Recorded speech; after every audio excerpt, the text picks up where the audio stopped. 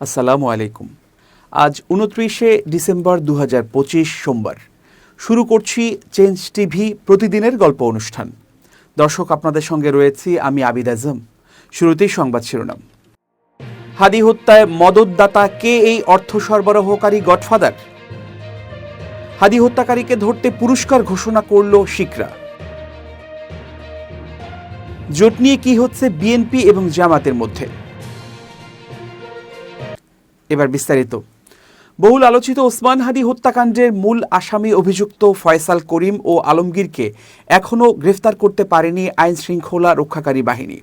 এ হত্যাকাণ্ডের নেপথ্যে জড়িত টাকা বিনিয়োগকারী ও খুনিদের পালিয়ে যেতে সহায়তাকারী কারা, এ ব্যাপারে পুরোপুরি অন্ধকারে তদন্ত সংশ্লিষ্ট পুলিশ, গোয়েন্দা সহ অন্যান্য সংস্থার কর্মকর্তারা।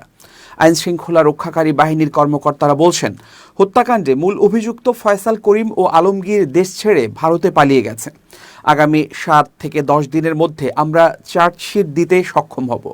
স্বরাষ্ট্র উপদেষ্টা জাহাঙ্গীর আলম চৌধুরী বলেছেন, ওসমান হাদি হত্যাকাণ্ডের বিচার অন্তর্বর্তী সরকারের মেয়াদেই শেষ হবে। এই ঘটনায় জড়িত সবার নাম প্রকাশ করা হবে। অন্যদিকে ডিএমপি কমিশনার শেখ মোহাম্মদ সাজ্জাদ আলী বলেছেন, এটি একটি রহস্যজনক হত্যাকাণ্ড, এর পেছনে অনেকে জড়িত থাকার কথা। আমরা এ পর্যন্ত ১০ জনকে গ্রেফতার করেছি। হত্যাকাণ্ডের পেছনে যারা জড়িত তা উদ্ঘাটনে জোর চেষ্টা চালাচ্ছি। হত্যাকাণ্ডের পেছনে মূলে যারা রয়েছেন তাদের প্রত্যেকের নাম ঠিকানা উন্মোচিত করে দেব। অপরাধ ও সামাজিক বিশেষজ্ঞরা বলছেন, ওসমান হাদি হত্যাকাণ্ডের মূল অভিযুক্ত ফয়সাল করিম ও আলমগীরকে গ্রেফতার করে জিজ্ঞাসাবাদ করা না হলে নেপথ্যে জড়িত টাকা বিনিয়োগকারী ও খুনিদের পালিয়ে যেতে সহযোগিতাকারী কারা, এ ব্যাপারে পুরোপুরি অন্ধকারে থাকতে হবে সংশ্লিষ্ট পুলিশ, গোয়েন্দাসহ অন্যান্য সংস্থার কর্মকর্তাদের। অন্তর্বর্তীকালীন সরকারের সময়ও বহুল আলোচিত এই হত্যাকাণ্ডের নেপথ্যে জড়িতরা ছাড় পেয়ে যাবে। দেশের ভেতরের একটি শক্তিশালী চক্র এবং কতিপয় রাজনৈতিক দলের নেতা আগামী জাতীয় সংসদ নির্বাচন বানচাল করতে, দেশে অস্থিতিশীল পরিবেশ তৈরি করতে ওসমান হাদি হত্যাকাণ্ডের ঘটনা ঘটানো হয়েছে বলে অভিযোগ রয়েছে। অন্তর্বর্তীকালীন সরকারের উচিত নেপথ্যে জড়িত টাকা বিনিয়োগকারী ও খুনিদের পালিয়ে যাওয়ার সাথে জড়িতদের শনাক্ত করা। এর আগে তাড়াতাড়ি করে এ হত্যাকাণ্ডের চার্জশিট দাখিল করা ঠিক হবে না। এ হত্যাকাণ্ডের নেপথ্যে জড়িতরা আইনের আওতায় না আসলে আগামীতে নতুন কোনো খুনের পরিকল্পনা করবে বলে অপরাধ ও সামাজিক বিশেষজ্ঞরা মনে করেন। পুলিশ সূত্রে জানা গেছে, এ হত্যাকাণ্ডে দায়েরকৃত মামলার তদন্তে যথেষ্ট অগ্রগতি সাধিত হয়েছে। হাদি হত্যাকাণ্ডের ঘটনায় এ যাবৎ ১১ জনকে গ্রেফতার করা হয়েছে। গ্রেফতারকৃতদের মধ্যে ৬ জন ১৬৪ ধারায় স্বীকারোক্তিমূলক জবানবন্দি দিয়েছে এবং ৪ জন সাক্ষীও ১৬৪ ধারায় সাক্ষ্য প্রদান করেছে। গ্রেফতারকৃতদের কাছ থেকে পাওয়া তথ্য, সাক্ষীদের জবানবন্দি, উদ্ধারকৃত আলামত পর্যালোচনা ও সার্বিক বিবেচনায় মামলাটির তদন্ত শেষ পর্যায়ে রয়েছে। ডিএমপির অতিরিক্ত police commissioner crime and operations S N. Mohammad Nazrul Islam সাংবাদিকদের বলেছেন, হত্যাকাণ্ডে মূল অভিযুক্ত ফয়সাল করিম ও আলমগীর দেশ ছেড়ে ভারতের মেঘালয়ে পালিয়ে গেছে। ডিএমপির অতিরিক্ত পুলিশ কমিশনার বলেন, আমরা আনুষ্ঠানিক চ্যানেলে মেঘালয় পুলিশের সঙ্গে যোগাযোগ করে জানতে পেরেছি তারা ইতোমধ্যে পুত্তি ও স্বামীকে গ্রেফতার করেছে। আমরা সন্দেহ করি আসামিরা অবৈধভাবে সীমান্ত অতিক্রম করেছে। চাঞ্চল্যকর এই মামলাটি আমরা গুরুত্বের সঙ্গে তদন্ত করছি। মামলাটির তদন্ত শেষ পর্যায়ে রয়েছে। হত্যাকাণ্ডের মোটিভ কি জানতে চাইলে ডিবি প্রধান অতিরিক্ত কমিশনার মোহাম্মদ শফিকুল ইসলাম বলেন, আমরা কয়েকজনের সংশ্লিষ্টতা পেয়েছি। এটা রাজনৈতিক কারণে হতে পারে। তদন্তের স্বার্থে তাদের নাম প্রকাশ করছি না। আসামিদের ফিরিয়ে আনতে কোনো ব্যবস্থা গ্রহণ করা হচ্ছে কিনা জানতে চাইলে নজরুল ইসলাম বলেন, ভারতের সঙ্গে বাংলাদেশের বন্দি বিনিময় চুক্তি আছে। আমরা আনুষ্ঠানিক ও অনানুষ্ঠানিক দুইভাবেই তাদের ফিরিয়ে আনার চেষ্টা করছি। ইনকিলাব মঞ্চের মুখপাত্র শহীদ শরীফ ওসমান হাদির হত্যাকারীদের শনাক্ত ও গ্রেফতারে সহায়ক তথ্য দিতে ৫৫ লাখ টাকা পুরস্কার ঘোষণা করেছে যুক্তরাষ্ট্রভিত্তিক শিখ সংগঠন শিখস ফর জাস্টিস এফএফজে। সোমবার ২৯ ডিসেম্বর সামাজিক যোগাযোগ মাধ্যম এক্সে প্রকাশিত এক বিবৃতিতে এই ঘোষণা দেয় সংগঠনটি। এসএফজে জানিয়েছে, ঢাকা মহানগর পুলিশের প্রকাশ্য বক্তব্য অনুযায়ী হত্যাকাণ্ডের সঙ্গে জড়িত ব্যক্তিরা ঘটনার পর ভারতে পালিয়ে গেছে। এই প্রেক্ষাপটে হত্যাকারীদের বর্তমান অবস্থান, গ্রেপ্তার ও প্রত্যর্পণে সহায়ক যে কোনো বিশ্বাসযোগ্য তথ্য প্রদান করলে ঘোষিত পুরস্কার দেয়া হবে। সংগঠনটির জেনারেল কাউন্সিলর গুরপদ বন্ত সিং পান্নুন অভিযোগ করেন, ওসমান হাদির হত্যাকাণ্ড ভারতের মোদী সরকারের নির্দেশে সংঘটিত হয়েছে এবং এটি সীমান্ত পেরিয়ে পরিচালিত সন্ত্রাসী কার্যক্রমের অংশ। তিনি দাবি করেন, এই হত্যার ধরন কানাডায় শিখ নেতা হরদীপ সিং নিজ্জর হত্যাকাণ্ডের সঙ্গে মিল রয়েছে। এসএফজের বিবৃতিতে আরও বলা হয়েছে, এই পুরস্কার ঘোষণার মূল উদ্দেশ্য হল জনসাধারণের সহযোগিতা নিশ্চিত করা এবং আইনশৃঙ্খলা রক্ষাকারী বাহিনীকে হত্যাকারীদের শনাক্ত, গ্রেপ্তার ও প্রত্যর্পণ প্রক্রিয়ায় সহায়তা করা।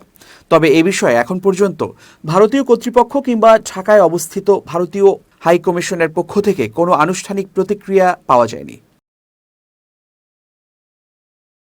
আসন সমঝোতায় জাতীয় নাগরিক পার্টির দক্ষিণাঞ্চলের মুখ্য সংগঠক হাসনাত আবদুল্লাহকে স্বাগত জানিয়ে কুমিল্লা ৪ দেবিদ্বার আসন থেকে সরে দাঁড়ালেন জামাতের প্রার্থী সাইফুল ইসলাম শহীদ। রোববার রাত 10:30টার দিকে নিজের ফেসবুক পোস্টে তিনি এ ঘোষণা দেন। এ বিষয়ে কুমিল্লা উত্তর জেলা জামায়াতের সেক্রেটারি সাইফুল ইসলাম শহীদ বলেন, কেন্দ্রীয় জামাতের দায়িত্বশীলদের সিদ্ধান্ত অনুযায়ী বৃহত্তর রাজনৈতিক লক্ষ্য ও ঐক্যের স্বার্থে আমি হাসনাত আবদুল্লাহর জন্য আসন ছেড়ে দিয়ে নির্বাচন থেকে সরে দাঁড়িয়েছি। আমরা দেশ, মানুষ ও দিন প্রতিষ্ঠার জন্য রাজনীতি করি। দলীয় যে কোনো সিদ্ধান্ত আমরা অক্ষরে অক্ষরে পালন করি। নেতাকর্মীদের উদ্দেশ্যে তিনি আরও বলেন, কয়েক মাস ধরে জামাতের বিভিন্ন পর্যায়ের নেতাকর্মী আমার নির্বাচনী প্রচারণার জন্য অনেক পরিশ্রম করেছেন। আমি আপনাদের কাছে ঋণী। আমরা দিন বিজয়ের আন্দোলনে সবাই একসঙ্গে হয়ে কাজ করব। চট্টগ্রাম ১৪ চন্দনাইশ সাতকানিয়া আংশিক আসনে বিএনপির মনোনয়ন পেয়েছেন ব্যবসায়ী জসিমউদ্দিন আহমেদ। রোববার তিনি নিজেই মনোনয়নের বিষয়টি নিশ্চিত করেন। যদিও বিএনপির কেন্দ্রীয় দপ্তর থেকে এখনও আনুষ্ঠানিক ঘোষণা আসেনি, তবে বিএনপির নির্ভরযোগ্য সূত্র দাবি করেছে, ধানের শীষ প্রতীকের প্রার্থী তালিকায় জসিমউদ্দিন আহমদের নাম রয়েছে। মনোনয়নের খবর প্রকাশের পরপরই সামাজিক যোগাযোগ মাধ্যম ফেসবুকে জসিমের অতীতের কার্যক্রম নিষিদ্ধ, আওয়ামী লীগ ঘনিষ্ঠ বিভিন্ন বক্তব্য ও ছবি নতুন করে ছড়িয়ে পড়ে। এতে রাজনৈতিক অঙ্গনে তীব্র সমালোচনা ও বিতর্কের সৃষ্টি হয়। এসব ছবিতে তাকে আওয়ামী লীগের শীর্ষ নেতাদের সঙ্গে ঘনিষ্ঠভাবে দেখা যায়। জানা গেছে, ২০২৪ সালে বিতর্কিত উপজেলা পরিষদ নির্বাচনে জসিমউদ্দিন আহমেদ উপজেলা চেয়ারম্যান পদে নির্বাচন করেন। ওই নির্বাচনের সময় একটি সভায় তাকে বলতে শোনা যায়, এই গাছবাড়িয়া ও চন্দনাইশ ছাত্রলীগ, যুবলীগ ও আওয়ামী লীগ সহ দলমত নির্বিশেষে আমি মৃত্যুর আগ পর্যন্ত ইনশাআল্লাহ আপনাদের সাথেই থাকব। এ সময় উপস্থিত ছাত্রলীগ ও যুবলীগের নেতাকর্মীরা জয় বাংলা, জয় বঙ্গবন্ধু, জসিম ভাই এগিয়ে চলো, আমরা আছি তোমার সাথে, জসিম ভাইয়ের কিছু হলে জ্বলবে আগুন ঘরে ঘরে এমন স্লোগান দিয়ে তাতে কণ্ঠ মেলাতে দেখা যায়। অভিযোগ রয়েছে, আওয়ামী লীগের সাধারণ সম্পাদক ওবায়দুল কাদের, সাবেক স্বরাষ্ট্রমন্ত্রী আসাদুজ্জামান খান কামাল, সাবেক পররাষ্ট্রমন্ত্রী হাসান মাহমুদ ও নগর যুবলীগের নেতা হেলাল উদ্দিন বাবরের সঙ্গে জসিমউদ্দিন আহমদের ঘনিষ্ঠ সম্পর্ক রয়েছে। এসব নেতার সঙ্গে তার একাধিক ছবি সামাজিক যোগাযোগ মাধ্যমে ছড়িয়ে পড়েছে। সূত্র মতে, আওয়ামী লীগ ঘনিষ্ঠ এই ব্যবসায়ী জেসিকা গ্রুপ নামের একটি প্রতিষ্ঠানের চেয়ারম্যান। ক্ষমতাচ্যুত আওয়ামী লীগ নেতাদের আশ্রয়ে তার রাজনৈতিক ও অর্থনৈতিক প্রভাব বিস্তার পায় বলে অভিযোগ রয়েছে। এছাড়া ব্যবসায়ী জসিমউদ্দিন সাবেক 2 পুলিশ প্রধান বেনজির আহমেদ ও শহীদুল হকের ব্যবসায়িক অংশীদার ছিলেন বলেও জানা গেছে। এ বিষয়ে জসিমউদ্দিন আহমেদ বলেন, বিএনপির শীর্ষ নেতৃবৃন্দের সাথেও আমার ছবি আছে। আমি মানুষের জন্য কাজ করতে চাই। আমি সকলের দোয়া চাই। তার আজীবন আওয়ামী লীগের পাশে থাকার বক্তব্যের বিষয়ে জানতে চাইলে তিনি কল কেটে দেন। এদিকে বিএনপির মনোনয়ন প্রত্যাশী শফিকুল ইসলাম রাহি সামাজিক যোগাযোগ মাধ্যমে লিখেছেন, মানি ইজ পাওয়ার। আরেকটি পোস্টে তিনি লিখেছেন, চট্টগ্রাম 14-তে প্রথমে এক আওয়ামী লীগের নেতাকে জেলা সদস্য করা হলো, অন্যদিকে আজ আওয়ামী দোসরকে সংসদে যাওয়ার মনোনয়ন দেয়া হলো। জনগণ কি এটা সহজে মেনে নিচ্ছে? আমাদের ভাবমূর্তি কোন দিকে যাচ্ছে ভেবে দেখার সময় কি আসেনি? জানতে চাইলে শফিকুল ইসলাম রাহি বলেন, বিএনপির ক্ষুদ্র কোনো কর্মী মনোনয়ন পেলেও আমি সন্তুষ্ট চিত্তে মেনে নিতাম। দলের পক্ষ থেকে একজন আওয়ামী দোসরকে মনোনয়ন দেয়ায় আমি খুবই হতাশ হয়েছি। জানা গেছে, জসিমউদ্দিন আহমদের বিরুদ্ধে একাধিক মামলা রয়েছে। চট্টগ্রামের আলোচিত হৃদয় তরুয়া হত্যা মামলা ও জুলাই যোদ্ধা ইমদাদকে গুলির মামলাসহ একাধিক মামলায় তিনি আসামি। গত বছরের 4 ডিসেম্বর রাজধানীর বাড্ডায় বৈষম্য বিরোধী ছাত্র আন্দোলনের সময় সংঘটিত এক হত্যাচেষ্টা মামলায় তাকে গ্রেপ্তার করা হয়। এর আগে 10 জুলাই পদ্মা ব্যাংকের ঋণ খেলাপি মামলায় জসিমউদ্দিন ও তার স্ত্রী তানজিনা সুলতানাকে গ্রেপ্তারের নির্দেশ দেন চট্টগ্রামের অর্থ ঋণ আদালত। আরও আগে গত ৩০ এপ্রিল একই মামলায় আদালত তাদেরকে ৫ মাসের কারাদণ্ড দিয়ে গ্রেপ্তারি পরোয়ানা জারি করেন। বিএনপির দীর্ঘদিনের জোটসঙ্গী লিবারেল ডেমোক্রেটিক পার্টি এলডিপি জামাত জোটের অংশ হয়েছেন। রোববার ২৮ ডিসেম্বর বিকাল ৫টায় জাতীয় প্রেসক্লাবের তৃতীয় তলায় আব্দুস সালাম হলে এক সংবাদ সম্মেলনে বিষয়টি জানিয়েছেন জামাতের আমির। এর আগে গত শনিবার দলটির প্রেসিডিয়াম সদস্যদের দীর্ঘ বৈঠক শেষে সর্বসম্মতিক্রমে এই সিদ্ধান্ত নেওয়া হয় বলে জানিয়েছেন এলডিপির সভাপতি কর্নেল অবসরপ্রাপ্ত অলি আহমদ। কেন এতদিনের মিত্রদের ছেড়ে জামাতের সঙ্গে জোটবদ্ধ হলেন অলি, এ নিয়ে চলছে নানা বিশ্লেষণ। মূলত আসন সমঝোতা না হওয়ায় আগামী জাতীয় সংসদ নির্বাচনে জামাত জোটে অংশ নেয়ার সিদ্ধান্ত নেয় এলডিপি। এ বিষয়ে অলি আহমদ জানান, ১৪ জনের শর্ট লিস্ট দিয়েও আলোচনায় বসেনি বিএনপি। এলডিপির পক্ষ থেকে জানানো হয়, জোটগত সমঝোতার লক্ষ্যে বিএনপিকে ১৪ জনের একটি শর্ট লিস্ট দেওয়া হয়েছিল। তবে ওই তালিকা থেকে কাউকে দিতেই হবে এমন কোনো বাধ্যবাধকতা ছিল না। কর্নেল অলি বলেন, আমরা বলেছিলাম ১৪ জনের মধ্য থেকে যাদের উপযুক্ত মনে হবে অন্তত ৮-১০ জনকে বিবেচনায় নিলেই আমাদের দল টিকে থাকবে। তিনি অভিযোগ করে বলেন, বিএনপির মহাসচিবের নেতৃত্বে গঠিত ৭ সদস্যের কমিটির সঙ্গে এলডিপির কোনো আনুষ্ঠানিক বৈঠক হয়নি। এলডিপির নেতারা ২ ঘন্টা বিএনপির কার্যালয়ে অপেক্ষা করলেও আলোচনা হয়নি। কেবল অনানুষ্ঠানিকভাবে এককভাবে কয়েকজনের সঙ্গে কথা বলা হয়েছে। শর্ট লিস্টটি বিএনপির ভারপ্রাপ্ত চেয়ারম্যান তারেক রহমান, মহাসচিব মির্জা ফখরুল ইসলাম আলমগীর এবং স্থায়ী কমিটির সদস্য সালাহ উদ্দিন আহমদের কাছে পাঠানো হলেও কোনো সাড়া পাওয়া যায়নি। এলডিপির অভিযোগ, তাদের অবমূল্যায়ন করা হয়েছে।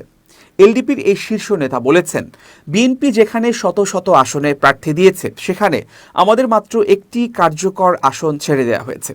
এটা আমাদের জন্য চরম অবমূল্যায়ন। তিনি আরও বলেন, আমাদের দল চাঁদাবাজি করে না। দলের নেতারাই নিজের পকেটের টাকা খরচ করে এত বছর দল চালিয়ে এসেছে, অথচ শেষ পর্যন্ত দেখা গেল ছাগল আর গরুর দাম একই। এলডিপি দাবি করে, বিএনপির সংকটকালে তাদের নেতারা পাশে ছিলেন, কিন্তু এখন দীর্ঘ সময় ধরে কোনো যোগাযোগ নেই। রাজধানীর কারওয়ান বাজারে চাঁদাবাজির প্রতিবাদে ব্যবসায়ীদের আয়োজিত মানববন্ধনে হামলা চালিয়েছে একদল দুর্বৃত্ত। সোমবার সকাল ১১টার দিকে কিচেন মার্কেটের সামনে এ কর্মসূচির আয়োজন করা হয় বলে জানিয়েছেন ব্যবসায়ীরা।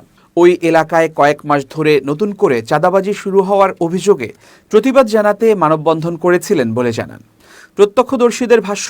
মানববন্ধন শুরুর আধা ঘন্টা পর হামলাকারীরা হঠাৎ তাদের ওপর ঝাঁপিয়ে পড়ে। ধাওয়া পাল্টা ধাওয়ার ঘটনা ঘটে। নাম প্রকাশে অনিচ্ছুক এক ব্যবসায়ী বলেন, আমরা শান্তিপূর্ণভাবে প্রতিবাদ করেছিলাম, কোনো উস্কানি ছাড়াই আমাদের ওপর হামলা চালানো হয়েছে, এর বিচার চাই। দুর্বৃত্তদের হামলার পর ব্যবসায়ীরা আবার ঐক্যবদ্ধভাবে লাঠি সোঁটা হাতে হামলাকারীদের ধাওয়া দেন। কিছুক্ষণ পর আইনশৃঙ্খলা রক্ষাকারী বাহিনীর সদস্যরা ঘটনাস্থলে এসে পরিস্থিতি নিয়ন্ত্রণে আনেন। এরপর ব্যবসায়ীরা চাঁদাবাজির বিরুদ্ধে স্লোগান দিতে দিতে একটি মিছিল বের করেন।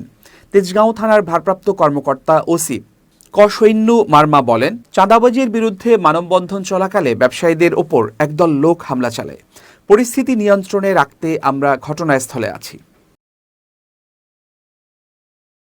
কৌশলগত কারণে ধানের শীষ প্রতীকে নির্বাচন করছেন বলে জানিয়েছেন বাংলাদেশ জাতীয়তাবাদী দলের প্রার্থী ববি হাজ্জাজ। তিনি ঢাকা ১৩ আসনে মনোনয়নপত্র জমা দিয়েছেন। এর আগে গত ২৪ ডিসেম্বর এনডিএম-এর চেয়ারম্যান ববি হাজ্জাজ নিজ দল ত্যাগ করে বিএনপিতে যোগ দেন। সোমবার আঞ্চলিক নির্বাচন কর্মকর্তা ও রিটার্নিং অফিসার মোহাম্মদ ইউনুস আলী হাতে মনোনয়নপত্র জমা দেন তিনি। এ সময় তার সঙ্গে দলীয় নেতাকর্মী ও সমর্থকবৃন্দ উপস্থিত ছিলেন। সাংবাদিকদের ববি বলেন, আমরা আশাবাদী আগামী নির্বাচন সুষ্ঠু ও সুন্দরভাবে পরিচালিত হবে।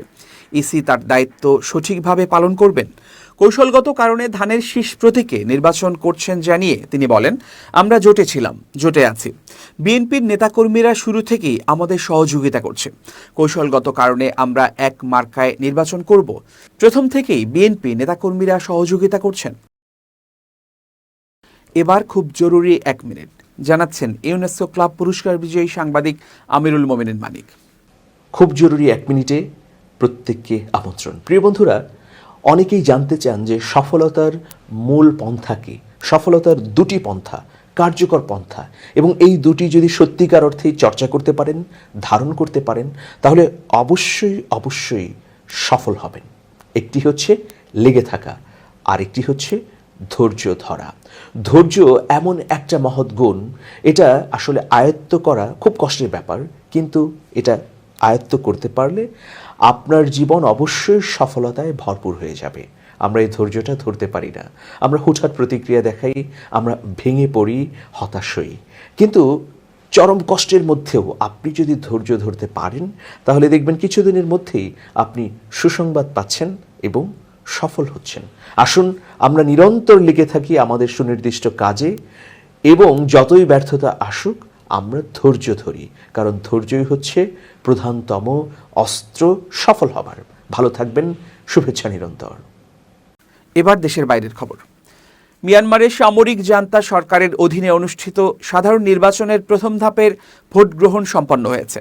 প্রাথমিক তথ্যের ভিত্তিতে দেশটির সেনাবাহিনী সমর্থিত প্রভাবশালী দল union solidarity and development party এই ধাপে বড় ধরনের জয়ের পথে রয়েছে বলে দলীয় সূত্রে দাবি করা হয়েছে। 2021 সালে রক্তক্ষয়ী সামরিক অভ্যুত্থানের মাধ্যমে অং সান সুচির নির্বাচিত সরকারকে উৎখাত করে ক্ষমতা দখল করে মিয়ানমারের সেনাবাহিনী। ক্ষমতা দখলের প্রায় 4 বছর পর জান্তা সরকার পর্যায়ক্রমে মাসব্যাপী নির্বাচন আয়োজন করেছে। তবে শুরু থেকেই এই নির্বাচনকে ঘিরে আন্তর্জাতিক অঙ্গনে ব্যাপক বিতর্ক ও সমালোচনা চলছে। গণতন্ত্রপন্থী পর্যবেক্ষক সংস্থাগুলোর মতে এই ভোটের উদ্দেশ্য বেসামরিক শাসন পুনঃপ্রতিষ্ঠা নয়, বরং সামরিক শাসনকে আরও দৃঢ় করা। নাম প্রকাশ না করার শর্তে নেপিডো থেকে ইউএসডিপির এক জ্যেষ্ঠ কর্মকর্তা বার্তা সংস্থা এএফপিকে জানিয়েছেন, দেশের বিভিন্ন অঞ্চল থেকে পাওয়া প্রতিবেদনের ভিত্তিতে তাদের দল অধিকাংশ আসনে এগিয়ে রয়েছে। তবে এখন পর্যন্ত মিয়ানমারের ইউনিয়ন নির্বাচন কমিশন আনুষ্ঠানিকভাবে কোনো ফলাফল ঘোষণা করেনি। নির্বাচনের পরবর্তী 2 ধাপ আগামী 11 জানুয়ারি ও 25 জানুয়ারি অনুষ্ঠিত হওয়ার কথা রয়েছে। উল্লেখ্য, 2020 সালের সর্বশেষ নির্বাচনে অং সান সুচির নেতৃত্বাধীন National League for Democracy NLD বিপুল ভোটে জয়ী হয়েছিল, কিন্তু ওই নির্বাচনে কারচুপির অভিযোগ তুলে ফলাফল বাতিল করে সেনাবাহিনী ক্ষমতা দখল করে। বর্তমানে এনএলডি নিষিদ্ধ এবং অং সান সুচি কারাগারে সাজা ভোগ করছেন।